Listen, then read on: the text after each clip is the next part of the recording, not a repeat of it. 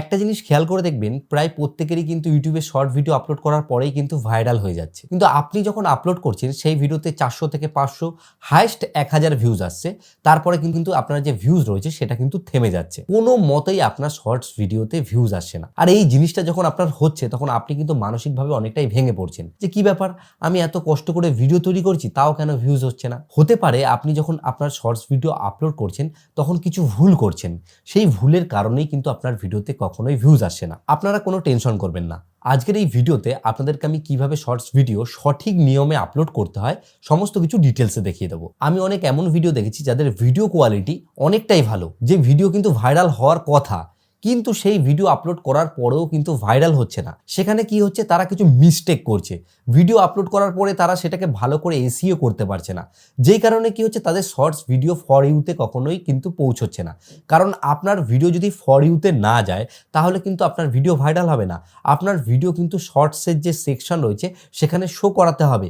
এখানে কিন্তু অনেকটা থাম্বনেলেরও ব্যাপার থাকে। তো কিভাবে কি জিনিস কিভাবে সাজাতে হয়, এই যে ডিটেলস ব্যাপারটি রয়েছে সমস্ত কিছু আমি স্টেপ বাই স্টেপ আপনাদেরকে দেখিয়ে দেবো। এর জন্য একটা ছোট্ট অনুরোধ করব যে ভিডিওটা আপনারা কেটে কেটে দেখবেন না।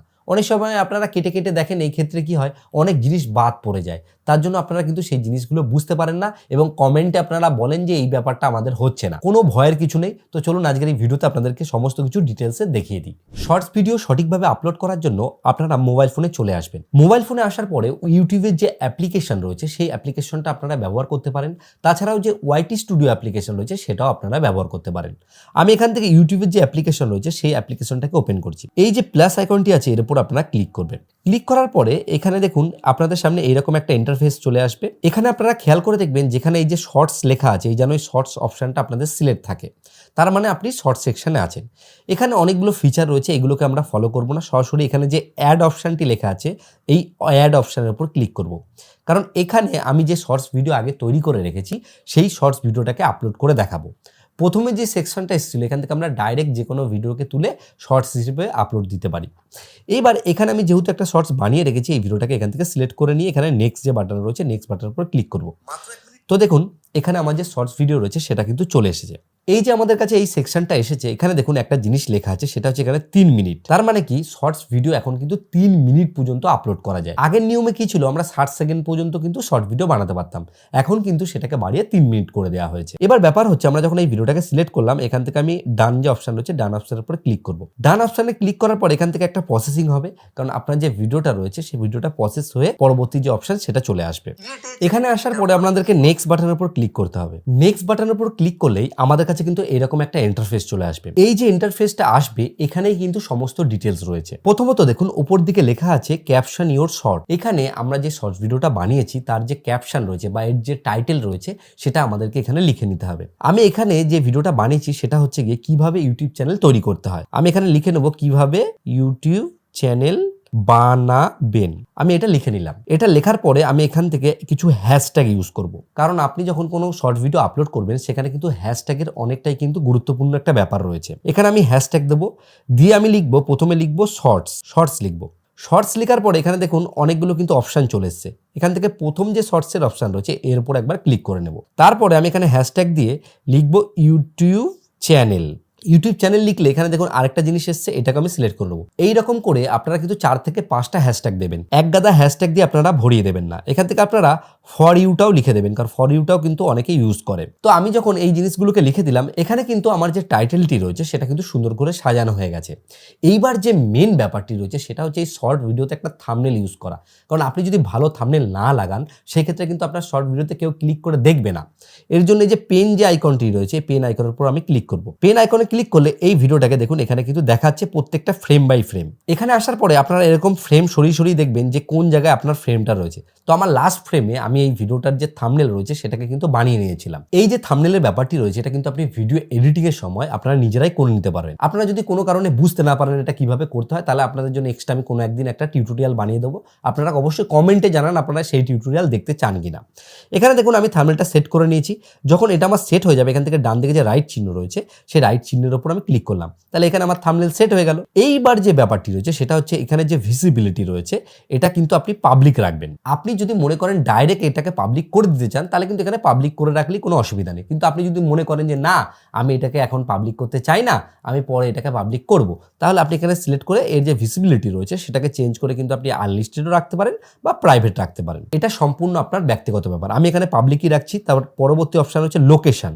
আমরা যদি মনে করি এই যে শর্ট ভিডিওটা আমি তৈরি করেছি, আমি যেই লোকেশন থেকে এটা বানিয়েছি সেই লোকেশনটা এখানে আমি অ্যাড করতে চাই তাহলে দিতে পারি, কিন্তু আমার মনে হয় এটা সেরকমভাবে কিন্তু কোনো প্রয়োজন হয় না।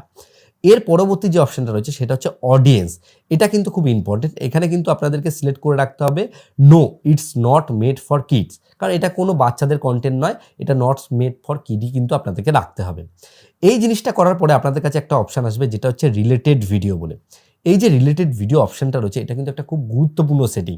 দেখা গেল এই যে ইউটিউব চ্যানেল কীভাবে বানাতে হয় এই বিষয়ে আমি একটা বড় টিউটোরিয়াল বানিয়েছি। আমি কি করতে পারি, এখানে সেই বড় টিউটোরিয়ালটাকে কিন্তু ডাইরেক্ট লিঙ্ক করে দিতে পারি। এটা কিন্তু বড় যে ভিডিওটা রয়েছে সেটাকে ভিউজ আনতে অনেকটাই হেল্প করবে। পরবর্তী যে সেটিংটা রয়েছে সেটা কিন্তু আমাদের আরেকটা জিনিসে হেল্প করবে, সেটা হচ্ছে আমরা যে শর্ট ভিডিওটা বানিয়েছি সেটাতে যে সাউন্ডটা ইউজ করেছি বা আমাদের যে ভিডিওটা রয়েছে সেটা কিন্তু যে কেউ চাইলে কিন্তু রিমিক্স করতে পারবে। এটাকে কিন্তু আমরা এখানে যেটা রয়েছে সেটাই থাকবে, অ্যালাউ থাকবে। এরপরে যে অপশনটা রয়েছে সেখানে লেখা আছে অ্যাড পেড প্রমোশন লেভেল। যদি আপনি কোনো কারোর স্পন্সরশিপ করে থাকেন সেক্ষেত্রে এখান থেকে কিন্তু সেটাকে সিলেক্ট করে নিতে পারবেন। তার পরবর্তী যে অপশনটা রয়েছে যেখানে লেখা আছে অল্টারেট কন্টেন্ট বলে, এটা হচ্ছে কি আপনি যদি আপনার ভিডিওতে কোনো এআই ইউজ করেছেন, এআই কোনো ফটো জেনারেট করেছেন, কোনো ভয়েস আপনি এআই এর দ্বারা জেনারেট করেছেন, সেই ক্ষেত্রে কিন্তু আপনাকে এটা অ্যালাউ করতে হবে। তারপরে যে অপশন রয়েছে সেটা হচ্ছে কমেন্ট। আপনি যদি চান আপনার শর্ট ভিডিওতে কমেন্ট অন রাখতে তাহলে অন রাখতে পারেন, আপনি যদি চান যে না আমি অন রাখবো না তাহলে কিন্তু আপনি অফ রাখতে পারেন। আমি এখান থেকে এই যে ভিজিবিলিটি যেটা রয়েছে এটাকে আমি এখন আনলিস্ট করে দিচ্ছি, করে এখান থেকে আপলোড যে শর্ট রয়েছে এই আপলোড শর্টের উপর ক্লিক করব। এবার দেখুন এই ভিডিওটা কিছুক্ষণ সময় নেবে এবং এটা কিন্তু ধীরে ধীরে কিছুক্ষণের মধ্যে কিন্তু আপলোড হয়ে যাবে। যখন আপনার ভিডিওটি আপলোড হবে তখন কিন্তু কিছু প্রসেস হবে। এই প্রসেসে কিন্তু ইউটিউব বুঝতে পারবে আপনার ভিডিওতে কোনো কপিরাইট রয়েছে কিনা বা আপনার ভিডিওটা সঠিক রয়েছে কিনা, সমস্ত কিছু কিন্তু অ্যানালাইজ করতে পারবে। তো এখানে দেখুন আমার যে ভিডিওটা রয়েছে এটা কিন্তু রেডি টু ওয়াচ লেখা চলে এসেছে। এবার একটা জিনিস আমি করব সেটা হচ্ছে ওয়াইটি স্টুডিও যে অ্যাপ্লিকেশন রয়েছে সেই ওয়াইটি স্টুডিও অ্যাপ্লিকেশনটাকে আমি ওপেন করে নেব। ওয়াইটি স্টুডিও অ্যাপ্লিকেশনটি ওপেন করার পরে আমার যে আর কি অ্যাকাউন্টটি রয়েছে সেই অ্যাকাউন্টটা ওপেন করে এখানে কন্টেন্ট যে সেকশন রয়েছে সেখানে আমি চলে এসেছি। আসার পর এখান থেকে শর্টস অপশনের মধ্যে আমি চলে আসলাম এবং যে ভিডিওটা আমি আপলোড করেছি সেই ভিডিওটার মধ্যে আমি এখানে কিন্তু প্রবেশ করব। এই ভিডিওর মধ্যে আসার পর এখানে যে পেন আইকনটি আছে পেন আইকনের উপর আমি ক্লিক করব, কারণ এখানে আমাকে কিন্তু একটা নতুন জিনিস অ্যাড করতে হবে, সেটা হচ্ছে কি ডেসক্রিপশন আর হচ্ছে কি ট্যাগ। দেখুন এখানে যে আমি টাইটেলটা দিয়েছি এই টাইটেলটাকে আমি এখান থেকে এইভাবে কপি করে নেব। এখানে যে আমি টাইটেল আর হ্যাশট্যাগ দিয়েছি সেটাকে আমি কপি করে নেব। তারপর এখানে যে ডেসক্রিপশন রয়েছে ডেসক্রিপশনের মধ্যে কিন্তু আমি এটাকে পেস্ট করে নেব, কারণ আমি দেখেছি অনেকেই এই জিনিসটা করে না, এই কারণে কিন্তু তাদের র্যাঙ্ক ঠিকভাবে করে না।